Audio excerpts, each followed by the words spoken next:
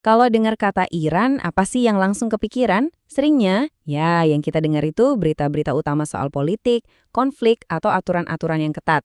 Tapi di balik itu semua, ada sebuah negara dengan sejarah ribuan tahun dan masyarakat yang kompleks banget. Oke, yuk kita bedah bareng-bareng dan coba pahami Iran lebih dalam dari sekedar apa yang muncul di berita. Nah, kita mulai dari kutipan yang kuat banget dari seorang warga lokal ini. Kenapa? Karena inilah inti dari semua pembahasan kita, memisahkan antara pemerintah dan rakyatnya. Kita bakal lihat gimana sih perbedaan ini bisa muncul dan kenapa ini penting banget buat kita pahami. Di satu sisi, media sering banget nih nampilin Iran yang isinya cuma konflik dan aturan yang menekan. Tapi di sisi lain, coba deh tanya orang-orang yang pernah ke sana. Ceritanya bisa beda banget. Mereka bakal cerita soal orang-orang yang super ramah, budaya Persia kuno yang megah, dan kehidupan sehari-hari yang ternyata penuh warna. Jauh banget kan bedanya? Nah, ini dia pertanyaan utamanya. Gimana ceritanya sebuah negara bisa punya paradoks yang setajam ini?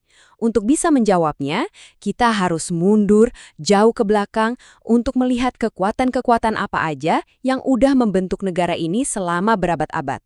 Perjalanan kita dimulai dengan dinasti Safawiyah. Mereka ini bukan sekedar dinasti biasa loh. Mereka secara fundamental mengubah landscape keagamaan di Persia dan dampaknya itu masih kerasa banget sampai sekarang. Jadi, ini poin yang krusial banget. Sebelum dinasti Safawiyah datang, mayoritas penduduk Persia itu Sunni. Nah, Safawiyah ini secara aktif mengubah itu semua. Mereka menetapkan Islam Syiah sebagai pilar negara. Ini adalah perubahan besar yang langsung membedakan Persia dari tetangga-tetangganya, terutama Kesultanan Utsmaniyah yang kuat dan merupakan penganut Sunni. Coba kita lihat gimana prosesnya. Awalnya cuma dari sebuah gerakan sufi biasa. Terus, di bawah pimpinan Ismail pertama yang ambisius, gerakan ini jadi kekuatan militer yang berhasil menaklukkan seluruh Persia. Mereka nggak cuma bikin kerajaan, tapi juga secara paksa menjadikan Syiah sebagai agama resmi. Kekalahan dari Utsmaniyah justru makin mempertegas batas ideologi ini, dan di bawah Shah Abbas, identitas Syiah Persia ini malah berkembang pesat sampai mencapai zaman keemasannya. Oke, sekarang kita lompat ke era yang baru. Setelah era Safawiyah, kekuatan Persia mulai melemah. Dan saat sebuah kekuatan melemah, kekuatan asing, dalam hal ini Inggris dan Rusia, langsung melihat peluang. Persia pun jadi semacam papan catur dalam permainan besar mereka untuk berebut kekuasaan di Asia Tengah. Disinilah kita lihat gimana kedaulatan Persia sedikit demi sedikit terkikis. Lewat perjanjian kayak perjanjian Anglo-Rusia, negara ini secara efektif dibagi dua aja gitu. Rusia ambil bagian utara, Inggris mengamankan bagian selatan buat melindungi koloninya di India. Dan yang paling penting, saat minyak ditemukan, perusahaan Inggris Anglo-Persian Oil Company mulai mengendalikan sumber daya alam paling berharga di negara itu. Ekonominya dikuasai asing, dan ini jelas bikin rakyat Persia marah besar. Nah, kemarahan terhadap pengaruh asing dan dinasti Qajar yang dianggap lemah ini akhirnya sampai ke puncaknya. Muncullah seorang perwira militer yang kuat, namanya Reza Khan. Dia terinspirasi banget sama Mustafa Kemal Atatürk di Turki dan punya visi yang radikal buat Persia, sebuah negara yang modern, kuat, dan sekuler. Reformasi yang dia lakukan ini benar-benar agresif, bukan perubahan yang pelan-pelan. Reza Shah, yang sekarang jadi Reza Pahlawi, secara paksa melarang simbol-simbol agama di ruang publik. Hijab dan sorban dilarang. Dia rombak sistem hukum dan pendidikan, bahkan sampai ganti nama negara jadi Iran, buat membangkitkan kebanggaan pada warisan Arya sebelum era Islam. Ini adalah upaya untuk menghapus pengaruh agama dari kehidupan publik, yang akhirnya malah menciptakan perpecahan yang sangat dalam di masyarakat. Oke, sekarang kita balik lagi ke masa kini. Semua sejarah ini, perubahan drastis dari kerajaan Syiah yang taat menjadi monarki sekuler yang dipaksakan, lalu jadi Republik Islam setelah Revolusi 1979, telah meninggalkan sebuah warisan yang unik. Apa yang disebut sebagai kehidupan ganda. Slide ini nunjukin dengan jelas banget apa maksudnya. Di depan umum ada aturan yang harus diikuti. Perempuan wajib berhijab, nggak boleh ada alkohol, nggak ada klub malam.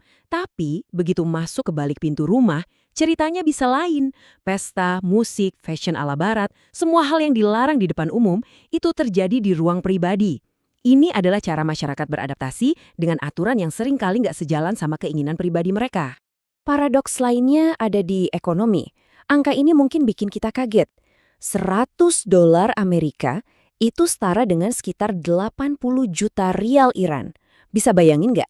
Sanksi ekonomi selama bertahun-tahun telah menyebabkan inflasi yang gila-gilaan, bikin orang susah banget buat merencanakan masa depan, dan pastinya jadi tantangan besar dalam kehidupan sehari-hari. Nah, karena nolnya kebanyakan, masyarakat punya trik cerdas yang namanya toman. Jadi, meskipun mata uang resminya rial, kalau lagi ngobrol sehari-hari, semua orang pakainya toman. Caranya gampang, tinggal buang 1 nol di belakang. Misalnya, harga secangkir kopi 100.000 rial. Orang-orang akan bilang harganya 10.000 toman. Ini contoh kecil yang cerdas banget tentang gimana masyarakat beradaptasi dengan realitas ekonomi mereka yang rumit. Jadi inilah inti dari semua penjelasan ini. Kehidupan ganda yang kita lihat hari ini bukan muncul gitu aja. Ini adalah hasil langsung dari sejarah tarik-menarik Iran dari satu ekstrim ke ekstrim yang lain. Dari penegakan agama oleh dinasti Safawiyah, ke sekularisme paksa oleh dinasti Pahlawi, dan balik lagi ke aturan agama setelah revolusi. Masyarakatnya jadi terbiasa untuk hidup di antara dua dunia ini.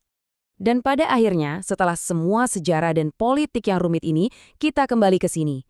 Di balik setiap berita utama, ada orang-orang biasa yang punya harapan dan impian yang sama seperti kita semua. Mereka harus menghadapi semua kompleksitas negara mereka setiap hari hanya demi mencoba menjalani hidup yang baik dan bahagia. Saya mau meninggalkan kalian dengan pertanyaan ini.